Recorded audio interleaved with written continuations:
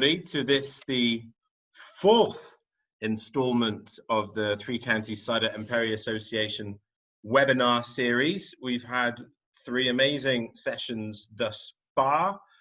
They all tend to deal with what's outside of the packaging rather than the liquid itself. We've had licensing, we've had social media, and we had a very interesting session 2 weeks ago about labeling, and I think people learned quite a lot from that one. But there has been a desire to pick up on something a little more technically focused, especially in light of the fact that CraftCon very sadly hasn't been able to go ahead this year, and so the call went out, and Sigrid Gertsen-Schibbye from Lallemand answered the call within about 17 seconds, I think. Sigrid will be a familiar face to many of you. She has been a very strong supporter of UK cider and especially of the Three Counties Cider and Perry Association for a number of years now, and was present at CraftCon last year at its inaugural event, and is a familiar face at a lot of events happening in the UK, and is really helping to, well, precisely what today's activity is about, which is to share awareness and understanding about the role and the importance of the smallest elements of the cider making process, but quite possibly one of the most important. You know, certainly in tandem with apple varieties, these are the steps of determining which route your ciders will be taking. And so Sigrid very kindly from Lallemand, of course, and Sigrid will give a full sort of intro to who she is and what she does. It's in a presentation format, so a little bit more seminar-esque. It will run through. If there are questions that are sort of pertinent to the moment, then we will sort of try and take them. If it does appear like we're going to disappear down a rabbit hole, maybe we'll pick up once Sigrid has finished the presentation. But I think that's enough yakking from me. Sigrid, over to you. Tell us about what we're going to be speaking about today. With pleasure. Thanks, Gabe. I think I realized last year when I was part of CraftCon was that I was getting a little bit too excited with my desire to share the information that we have within the group. So Gabe has reined me in and let me loose again, and we'll hopefully start with some of the basics, but not too basic. And hopefully, if there are questions, I can come back with some of those answers and perhaps come back on a more specific topic if that is of interest in the future. So the reason Gabe has perhaps asked me is that within our group, within Lallemand, I've been having the honor of taking on the cider project. Absolutely supported by many different people that have a great deal of knowledge, but maybe just trying to spearhead how we can be better at supporting the cider market, both with R&D and then also with just the technical support, bringing some of that R&D knowledge to the market. So then just a little bit of background about who is Lallemand. It's a company that's based in Montreal in Canada, which is where I'm from, and we really focus on yeast and bacteria. And this word, the derivatives, is really the byproducts of yeast. So Lallemand doesn't just do fermentation in terms of fermented beverages. It also does animal nutrition, human nutrition. So the probiotic bacteria, for example, if you're going traveling, those would be some bacteria that Lallemand would put in small capsules, and there's a great deal of activity around that. Plant care is a group that has started. So some of these derivatives are also used to enhance the flavor in soups, animal feeds, etc. So much more complex. I have the pleasure of being in the fermented beverage group, and more specifically the wine, the brewing, and cider. So that's where the development, the production, and this the focus is on the yeast and the bacteria and the nutrients for these two organisms. It's sort of pointed information in terms of, I thought maybe after 2 years of working with Lallemand, I would be quite satisfied and have learned everything there was to know about yeast and bacteria. But it's almost 19 years I've been with Lallemand, and I'm still waking up every day fascinated by what there is to learn about yeast and bacteria. So I will try to share a little bit of that journey in the next 20 minutes and hopefully open up to many questions as well. What my focus today is to really, just going to get rid of the, if I can, sorry, I'm going to get rid of the camera. There we go. What makes yeast happy?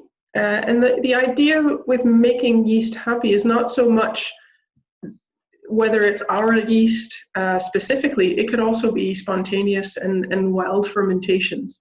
I think the idea with today is really to share what is it that makes a good fermentation. And that's why I've put the wild and the cultured. Obviously, there is a certain affinity for the cultured part of the equation, but there's a deep respect for the wild side as well, and I'll explain why in a little bit, because even if they're wild now, they might not be wild tomorrow in terms of what we can offer in the market. I will bring the attention to the fantastic picture of the yeast on the side, because when I'm speaking about them, I think it is really fascinating to see how complex these small organisms are. I was speaking with a client earlier today, and they were seeing how much they could feed the yeast just so that they could keep using it and reusing it. And I think what we tried to impart today in this meeting earlier today was just the respect for it as an organism in terms of what it's able to do within the context of a fermentation. So if we look at the cast of characters that we often see in cider and other fermented products, the one on the bottom and the right, the Saccharomyces, is really the strain that we have championed for many years. It's what's baking yeast is a Saccharomyces. Many of the brewing yeasts are Saccharomyces, and also in cider is also one of the dominant strains that will ferment, because she's very good at a wide range of temperatures, and she's very good at converting sugar to alcohol. There are other yeasts that can be present. The one on the upper left is Brettanomyces. She's quite elongated, and so we can see if you look under a microscope, if you have the privilege of looking what's going on in your cider, there could be a Brettanomyces, and in some environments in brewing that they often look for Brettanomyces. In wine, it's very much an organism we want to try and avoid. And in cider, I think it's worth considering what it brings to a cider in terms of complexity, or perhaps too much complexity verging on funk. And that it's something that can evolve as a philosophy in terms of the cider world in general, but it's also something to keep in mind that different strains of Brettanomyces, just as there are very many strains of Saccharomyces in terms of baking and brewing, there are also different strains of Brettanomyces, and some of them will absolutely overwhelm a product, and some of them will bring a little bit of finesse. So really depends on which strain. We often talk about malolactic fermentation as being the secondary fermentation in cider, and that's our current superstar is the Enococcus. So on the bottom left-hand picture, there are two organisms that are in that picture.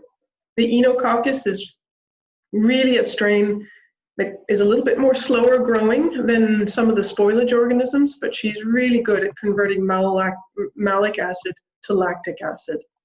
The ones perhaps that are you're less keen to be told that you have in your product, in your cider, is the acetobacter. So acetic acid is the key word there. You don't want your cider becoming vinegar. And then the pediococcus. The idea of coccus, Enococcus, pediococcus, just refers to the sort of small round form of it.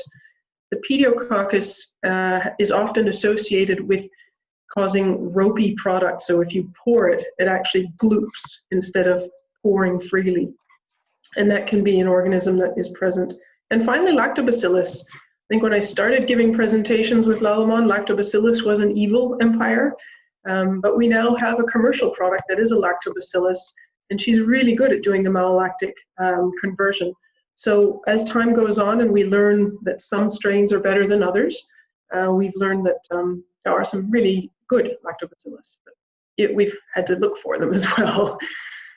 So what are the role of these microbes in making a lovely cider? We sort of think in more older terms in terms of these conventional versus non-conventional, and that really does lump them into sort of larger categories that perhaps are not as relevant today as we explored the diversity in cider. And these Saccharomyces can be used for the primary fermentation, and they can also be used to do the secondary fermentation. And if you do a spontaneous primary fermentation, it's often a good idea to use them for the secondary in-bottle fermentation to make sure you get that correct amount of pressure and preservation of your product and in the final product. The idea of bottle fermenting is an interesting one, because the yeast that fall to the bottom aren't just dead yeast in the sense of now they've created the CO2 and created pressure. Those yeast actually have, they preserve the aromas and the color of the cider in the bottle. So inactive yeast have a distinct role in preserving a cider over time. So that can be an interesting concept to come back to. What was non-conventional are actually becoming quite conventional. This Torulaspora delbrueckii that I've mentioned, I love these names, so sorry if I ramble off on all the different names. You don't have to remember them. The Torulaspora is one that we have commercialized. Of course, there are different strains. And she is really good at doing a cider fermentation.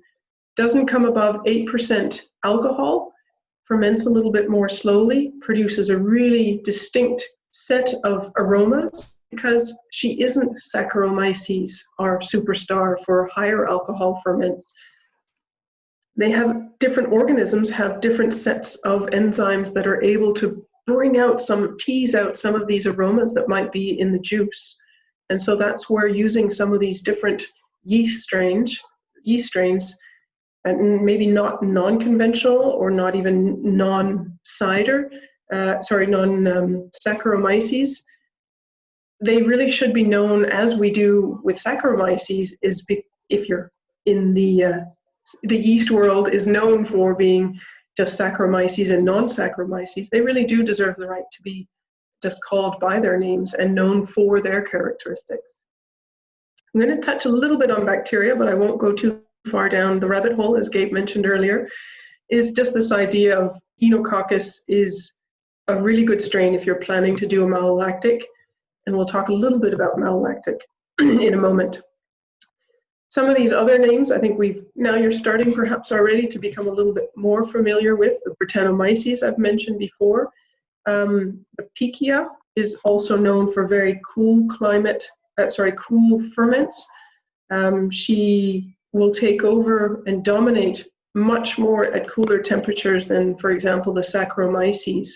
Saccharomyces at cooler temperatures will work more slowly, whereas Pichia seems to have a niche. But the problem with Pichia is that she does produce these volatile acetic acid kind of aromas.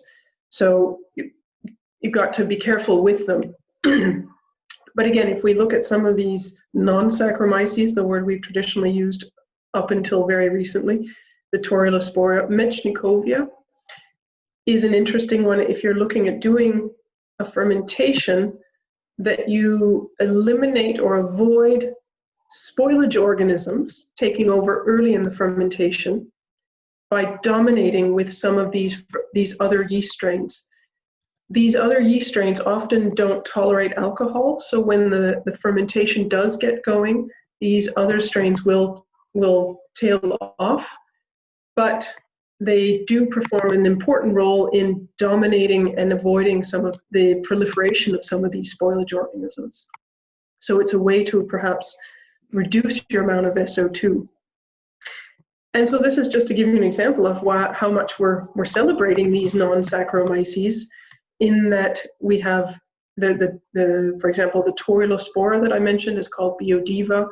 We have Lactia, is a strain that is being used to add acidity in low acidity products in wine, for example. So just to give you an idea, it's another level. We call it the level 2 because it is a whole other level of fermentation. If we look at some of the other bacteria, we see the lactic acid bacteria, LABs, and Lactobacillus glucose to recognize the acetic acid Bacteobacter and Gluconobacter. On keeping it very simple, what it is just a conversion. It's not actually a fermentation. It doesn't create heat, which is what a fermentation does. A yeast fermentation creates energy and heat. The malolactic fermentation is really just a conversion, and malic acid is more aggressive. In other cultures, it's the malus, it's the apple acid that gets converted into the milk acid. In Danish, anyways, it's exactly what we call it where I'm living now in Denmark. It's apple acid and milk acid. So very simple conversion, but it's not so simple because bacteria are a simple organism that need some very key factors to be able to function.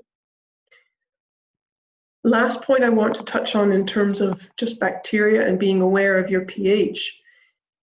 There are above pH 3.5, there's an increasing risk of spoilage organisms that are very happy to thrive and can be more dominant than your malolactic bacteria that is, as I mentioned earlier, a little bit more slower growing, but she's very well adapted to those a little bit lower pHs. So something to keep in mind is at some point, if you can measure your pH, it's really interesting to see because below 3.5, there's a safety involved with having a lower pH for the preservation of the product, whereas above 3.5, other organisms can be very happy. And those other organisms utilize sugar and produce spoilage, aromas, and other products. So something to be aware of in terms of pH and what those different organisms, where they're quite happy. Getting back to yeast, I did go down a little bit of rabbit hole, but I do want to mention, even if I've wanted to focus on yeast, it's a dynamic system, is a cider fermentation, so you can't look at one without the other. If we get back to looking at yeast, we're going to do a little bit of psychology today. It wasn't all about microbiology. If we look at the idea of what yeast is and try to get down on the level of understanding her, and I use her, yeast are quite selfish. They're not altruistic. That's not referencing the reference to her. They don't need to, we sort of feel, well, if we do this, they'll do well for us. That's not their philosophy in living. Their only goal is to survive and make more yeast. They aren't sommeliers or pommeliers, so they don't have ears, nose, or a mouth. They're really not interested in those flavors and aromas that we find so interesting. But they're still, without yeast, it's just juice. So it is worth looking at what makes a yeast happy. If we sort of look at this sort of overall, what is a yeast and what is it making happy? What's making it quite happy? If we look at the first line, the blue line, I'm hoping you have the same colors. The blue line looks like it would be the best one, but it's actually a little bit slow at the end. So if we look at the middle line, that's actually what we feel is a healthy fermentation. It's not too fast and it's not too slow. Whereas the red one, the one that's sort of looking first on if you're looking from the left-hand side, that consumption of sugar is very quick. And normally you would think that's great, but it isn't always the fast one that is the best one. Because as you can see here, it's very quickly utilizing the sugar, but then it's getting quite slow and sluggish at the end of the fermentation.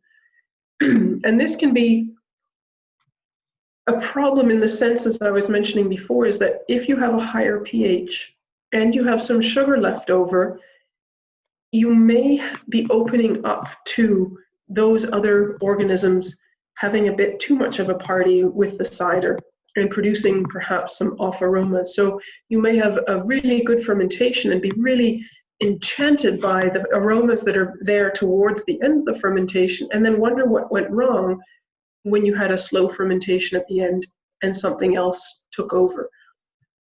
So it's just that perspective of really fast isn't good, really slow isn't good, somewhere in the middle. It feels a little bit like a Goldilocks theme here.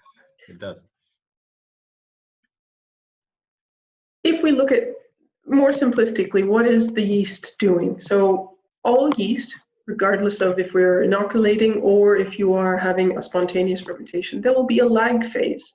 Some will have a longer lag phase. If you have a cooler fermentation, that lag phase will be longer. Organisms move a little bit more slowly, and enzymes move more slowly at cooler temperatures.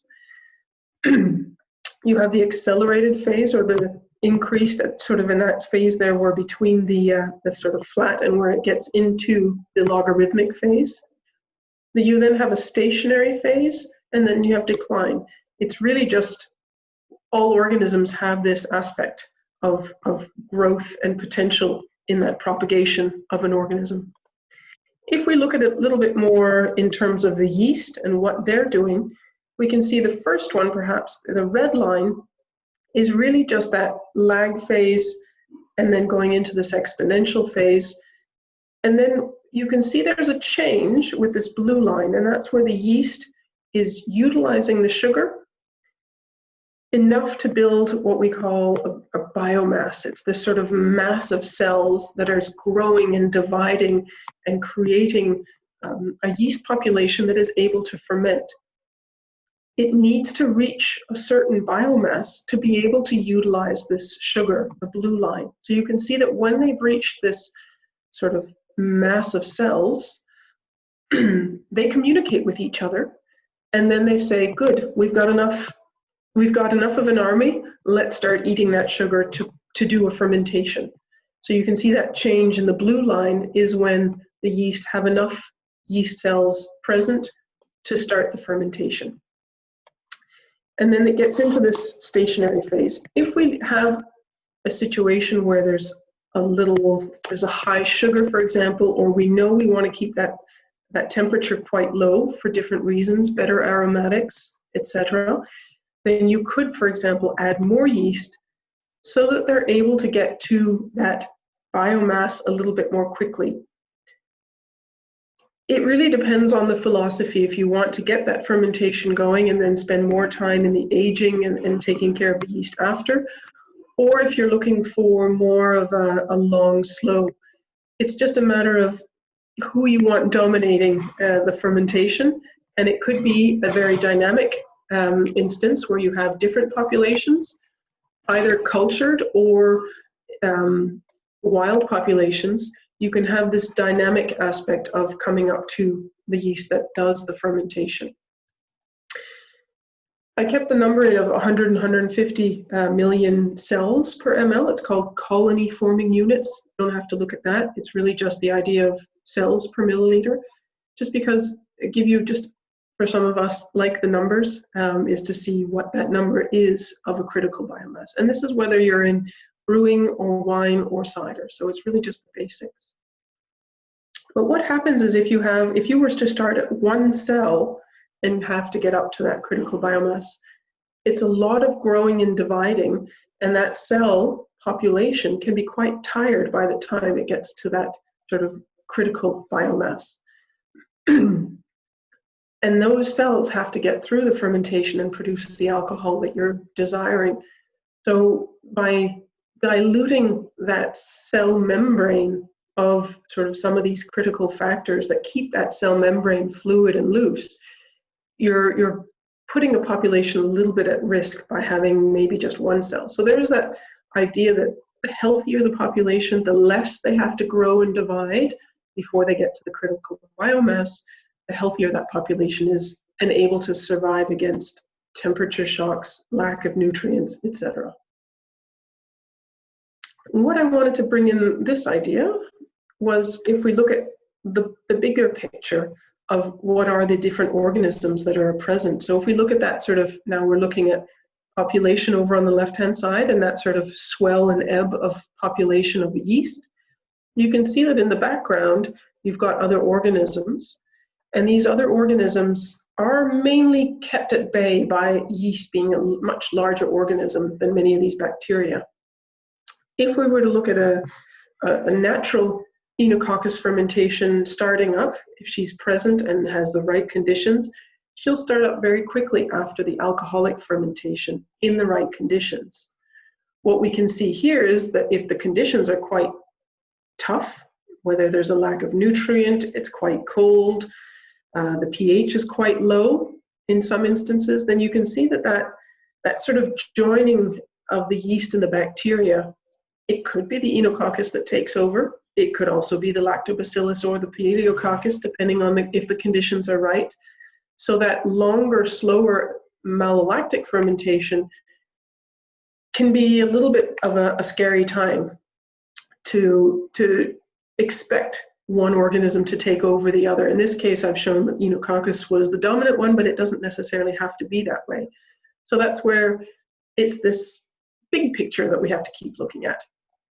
And in terms of the big picture, regardless if you're picking a strain to do your cider fermentation or you're doing a spontaneous fermentation in terms of the strain selection, I really love to emphasize that it is an interaction of factors that really have to play with a fermentation. So I've mentioned temperature a few times, temperature, if it's cooler, if it's warmer. The sugar content, you could be doing an iced cider or a cryo fermentation, and in that case the sugar content's really quite high. We looked at cell numbers before being an effect. Even if, say, 20 years ago, many people, if they were inoculated, were just inoculating a little bit, and that doesn't mean necessarily that you're going to have enough cells to take over a fermentation. So what we thought, well, we'll put a little bit in for security, wasn't any security at all. So having enough of inoculation was important. Again, we've just talked about cell numbers and health. There can be toxic factors. If there's been a spray beside the orchard that's drifted in, some of those compounds can affect the yeast, but more importantly, the bacteria as well. We often test sprays for their effect on yeast, but not necessarily on bacteria, because that's not really important. It happens later. The competitive factors can be between the different yeast, between the yeast and the bacteria, and it can be all the other factors that are competitive. In terms of a low temperature can mean there's one organism that takes over. Nutrients and oxygen is what I will touch on very briefly today, because they are important on so many levels, and perhaps that can be something I can come back and speak a little bit more about. But it is that interaction that I think is important. Is if something happens with the yeast during the fermentation, it isn't just the fault of the yeast. It is really important to look at all the other parameters that were part of the fermentation. Are we doing on timing? Might need to speed up a bit. If we look at the yeast cell, isn't she beautiful? We can see there's a nucleus, but what I really want to focus on, and just for a little bit, is this aspect of the cell membrane. If we look at this cross section, you can see this plasmic membrane, not as important to what all those names are, but it is this idea of this little sphere looking to protect the inside of the cell. You can see on this little loose diagram, way over on the left side of the, I don't know if you can see my mouse, no. On the left-hand side of the cell, there's what we call a bud scar. So every time the yeast, the mother cell, grows and divides and makes a daughter cell, where she pops off, there's a bud scar. And there's a limited amount of bud scars one yeast can have before she's not able to grow and divide more. So there is a limited time where that cell is functioning and growing and dividing. And that's what you can see if there's a problem with the fermentation sometimes. What I wanted to mention with the cell membrane and why it's so important is there's this bilayer that is protecting. If you look at a cider, is pH 3.5, 4 maximum, hopefully, in terms of protecting and making a better tasting cider. Inside the cell is about pH 5 or 6. So what that yeast membrane is doing is trying to make sure that the internal stays more neutral and keeps the functioning of that cell, and the external, keeping that external sort of more harsh environment outside the cell. And what's that important is that when the yeast is producing alcohol, she needs to kick that alcohol outside the cell.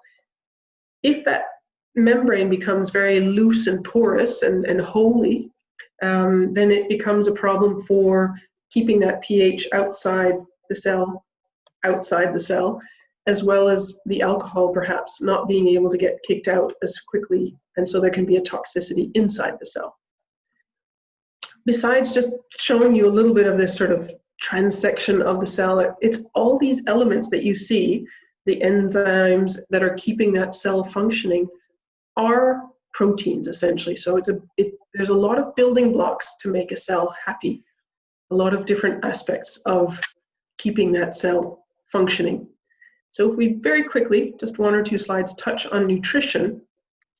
Nutrition is many things. We also deal with nutrition and keeping ourselves healthy with nitrogen, oxygen, etc., these macronutrients, calcium, etc. If we just look at nitrogen, we talk a lot about that in fermentations. It's the nutrient that influences the fermentation rate the most. So even if you were to just add a little bit of nutrition, we have a student who's been doing a trial with kieved cider versus a non-kieved juice. And we're looking at those differences between, one of the differences is the growth rates of the yeast in the kieved and not kieved, and the nitrogen. So maybe I can come back and share those results another time. But it is that idea of, even if you're looking to make a long, slow fermentation, nitrogen is used for building that population of yeast that you want to ferment. So it's not a given that you want to starve the yeast when it's such an important function of having a healthy yeast on many levels. So we can get into that a little bit more in the sense of, why is nitrogen essential? It's the building blocks for the DNA, the RNA. I mean, just all those really critical parts of the cell is part of why nitrogen is helpful to making happy yeast. We were looking before at that cross section. All those enzymes are made up of the proteins that nitrogen is helping to make in the cell. And it's also actually quite interesting, the nitrogen and the sugar are linked in terms of, when you need to get sugar into the cell, there's some nitrogen crossing over. So there is that really important level of just getting sugar into the yeast to make them function. In the bottom, I just wanted to show very clear difference, and this is just as an illustration. Nitrogen, and it says as, that's not what you're thinking, it's assimilable. It's the assimilable nitrogen, so it's the nitrogen that the yeast is able to take up. We can talk about that as well in another time. Very low amounts of nitrogen versus a higher amount of nitrogen, and how much CO2 is being given off. So when the yeast are really struggling with low amounts of nitrogen, you can see a long, slow fermentation. Again, why that's important we can speak about in more depth if that's of interest. What I wanted to show here was the different forms of nitrogen that are in the grape juice and why they're important for the yeast. And if there's very little of it, there's a lot of aromas that are not being produced. All of these aromas that you see are being made by some of the smallest parts of a protein in the juice is an amino acid. So all these little names, glutamine, glutamic acid, they're all amino acids. And then some of them are sweet, some of them are acidic in different levels. But if they take a little bit of if they take the nitrogen off, then part of that is an aroma precursor. So they're using that to build the aromas. So again, if you've got very little nutrients available, you're also limiting what the yeast is able to give you in terms of different aromas. That was all I really wanted to touch on today in terms of maybe a springboard into some questions of what that is that you're, I hope that's given you a little bit of a base of what we can speak about, and hopefully in future as well. Sigrid, that was absolutely fantastic. It's good. Better than this morning, right? No, stop, Sigrid. Delete. No, this is. I think you pitched that absolutely perfect, because it's got everyone engaged, and there will be a lot of questions. We've had a few questions come in. People, once we've got through the first, if you have further questions, either put them in the chat or stick your hand in the air. First question was from Simon regarding what type of yeasts are best utilized for a secondary fermentation. In bottle fermentation, his style of cider is much more acid driven. It's with dessert apples, and I suppose my add-on question would be, would you utilize a different yeast for secondary fermentation of acid driven versus tannic driven? For the secondary though fermentation, correct. Primarily, is that correct? Yeah. Yeah. You wouldn't, if you're adding a yeast and then looking to do a secondary fermentation, it's often a good idea to use a different yeast, basically because every yeast has a different need for nitrogen and nutrients. So by using a yeast that is more sturdy and is used to that CO2 level and lower nutrients, then you're using a yeast that is already one step ahead compared to perhaps a more aromatic yeast if you've used an aromatic yeast in the primary fermentation. And it is just that sort of changing up. You could use the same one. I mean, all yeast will be able to. It's not because an aromatic yeast can't get 4 bar or 6 bar pressure. It's more just that there are certain strains that are renowned to be able to tolerate lower temperatures, lower nutrients, et cetera, et cetera. So that's where we often come back to these sort of more sparkling wine yeast strains, the champagne strains, the EC118, et cetera, like that. It's really just the reputation of these yeast that is good. And again, yeah, sometimes it is a good one to use a different yeast for the secondary. Super, thank you, Sigrid. In fact, it just popped up in the chat that yes, would something like EC118, being as that secondary ferment, could follow on very happily from whatever somebody used previously. EC118 is one of the strains. Another one that is recognized, authorized in the Champagne area is the DV10. I find she's a little bit more subtle. I mean, they're very closely related in terms of genetics. You can hardly see the difference between DV10 and EC118. I've just found that she is a little bit more subtle. I think it's because she can utilize a bit of the malic acid, that she can just scooch down a little bit on that sort of acid without in any way taking over, degrading a great deal of the malic acid. I think she does maybe 5% or something. So it just gives that perception of a little bit less acidity with the DV10. And there's other strains as well, Prise de Mousse, et cetera, like that. Yeah. Lots of questions coming from James O'Donoghue. Thank you. A keen student of the cider. There he is. His last question very quickly there was, is there a volume of yeast per bottle is required? I suspect all that information is available on the packaging and on the website, etc. for particular yeast. The amount of yeast that you would inoculate? Yeah. Yeah. There's definitely recommendations, especially when you're doing a build-up culture, to be added. Because one of the things we forget perhaps is that alcohol is the desired product that we want, but it is still quite a toxic element to the yeast. So in that conditioning phase of adding the secondary yeast to a bottle conditioning environment, it really is the ethanol that you're trying to condition them to, so that they don't sort of go from 0 to whatever 8% alcohol or 6% alcohol in one fell swoop.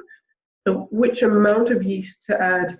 There are definitely protocols in terms of how much sugar and yeast, because you want to hit that level without overwhelming. Because if you have a huge amount of yeast, that'll go very quickly. If you have a very little amount of yeast, they may not be able to do that secondary ferment. So we do have recommendations on how much, and I can definitely find that for you. Brilliant, thank you, Sigrid. Another question was around, is there a perfect or an optimal fermentation time or length, or is that entirely dependent upon the yeast strain that you're utilizing?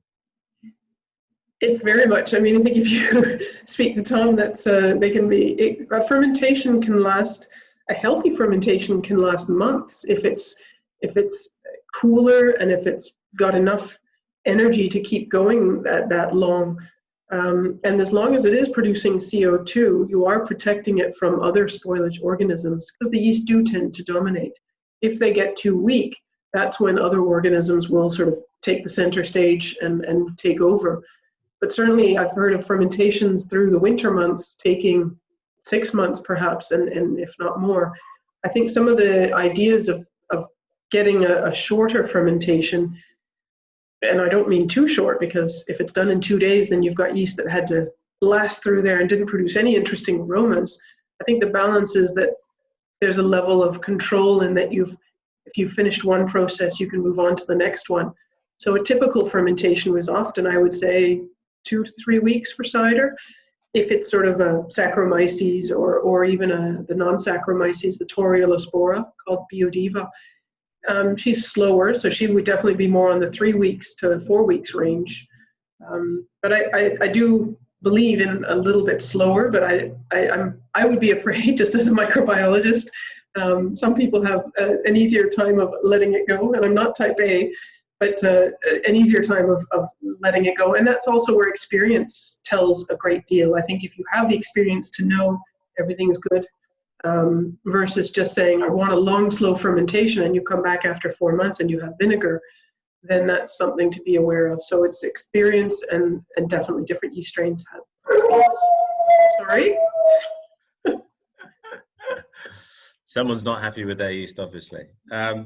I had a question regarding the lag phase that was talked about. The lag, for those of you like myself who has undertaken wild fermentation, spontaneous fermentations in the past, especially if it was a little cooler, let's say, it can sometimes be days or over.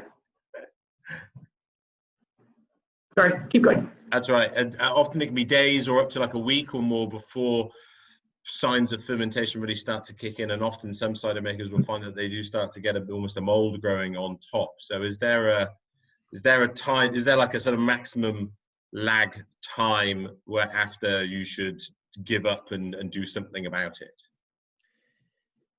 Oof. An optimum lag phase, I mean, it really is so dependent on the initial population of whether it's wild and the temperature. So is there an optimum?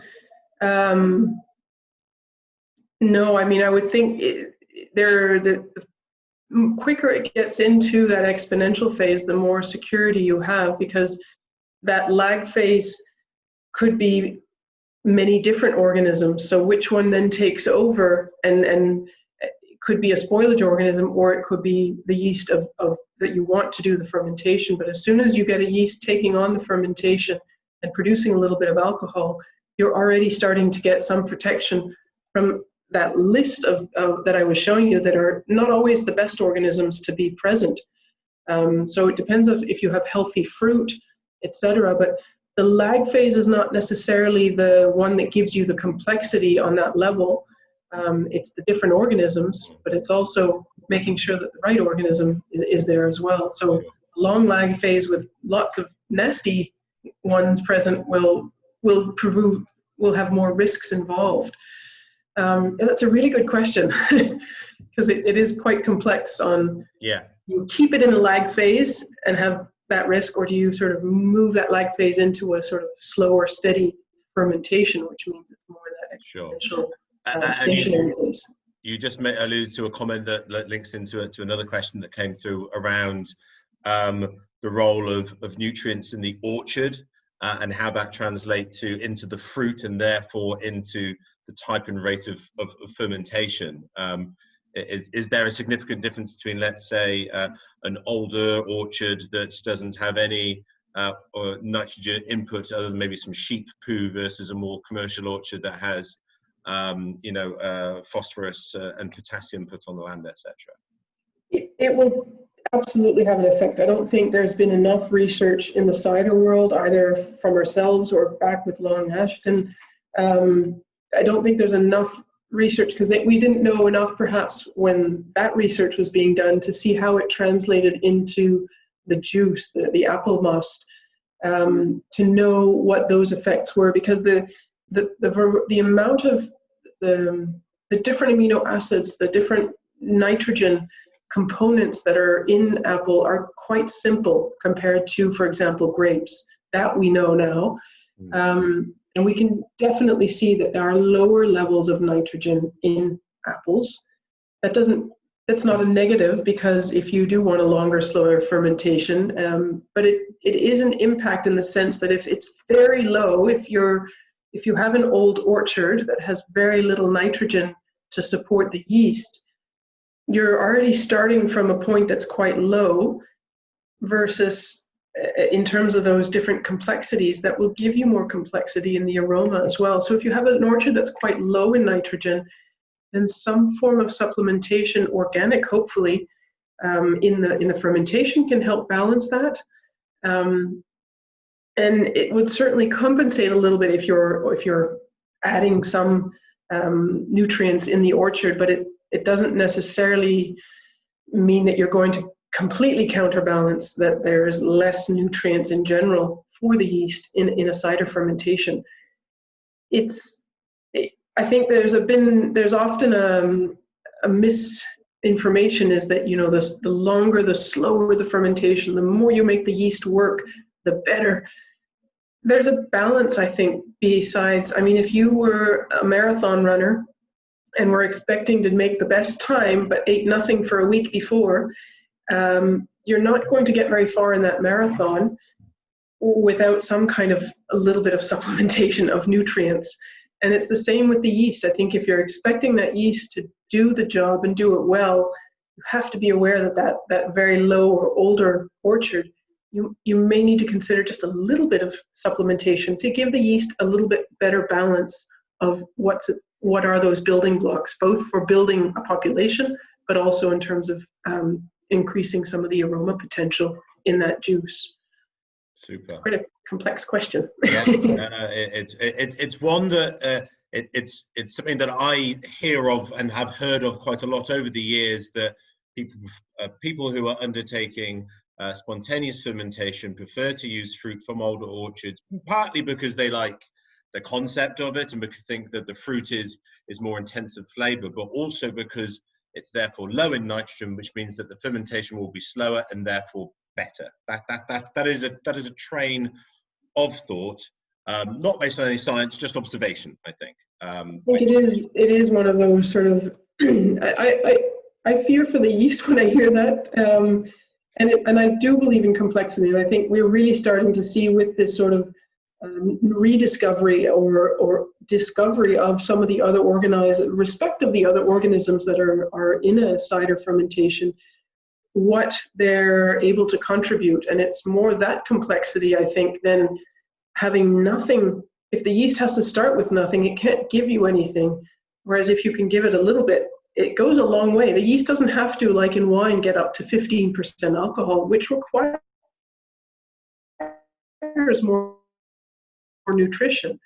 But it needs to be able to face whether it's a spontaneous or a inoculated fermentation. You do need to be able to give the yeast something to go on, and you don't want it to be having lollipops and soda water or soda, what's it called, Coca-Cola or something.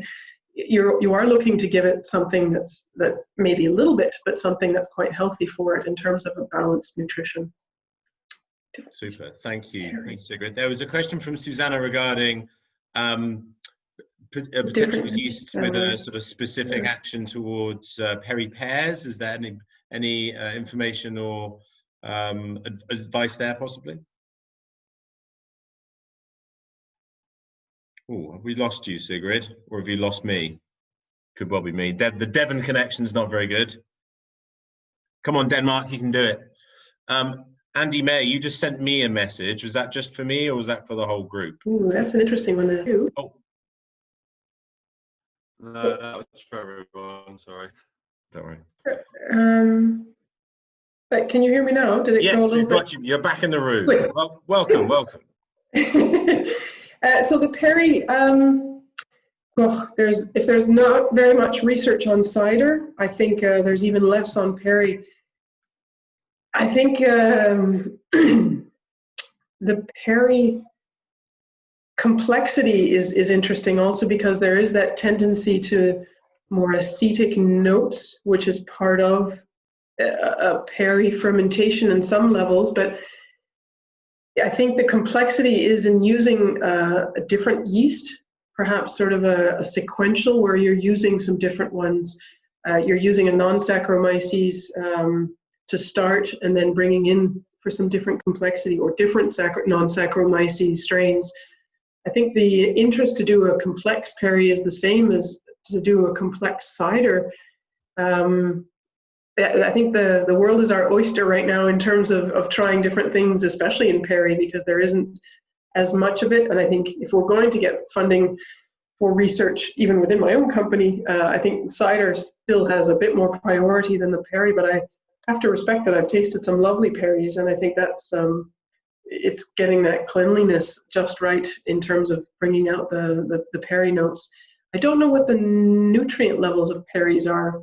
I would imagine they're not, I think they're probably like cider, but that would be something to look into, and that would give us a little bit of a fingerprint as to what the potential is to use different yeast or use, because that fingerprint of the nitrogen in a ferment is really what gives you complexity, and regardless of the yeast. But definitely different yeast, different enzymes, different expressions of aromas is definitely interesting to consider for perry. Yeah, super. We had a question from Izzy, which was around, other than nitrogen, are there any other nutrients that are crucial and should be considered? Yep.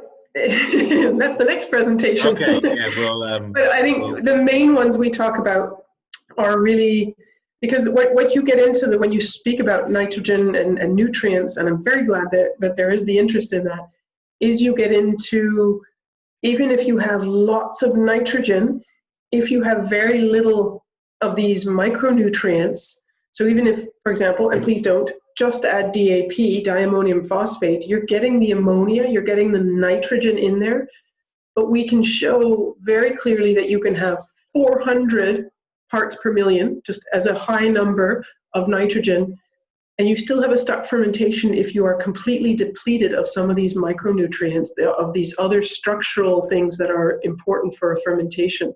So we're seeing is that it's the quality of the nutrient and the timing of the nutrient that can really help a yeast flourish and do the best for a fermentation in terms of the aromas.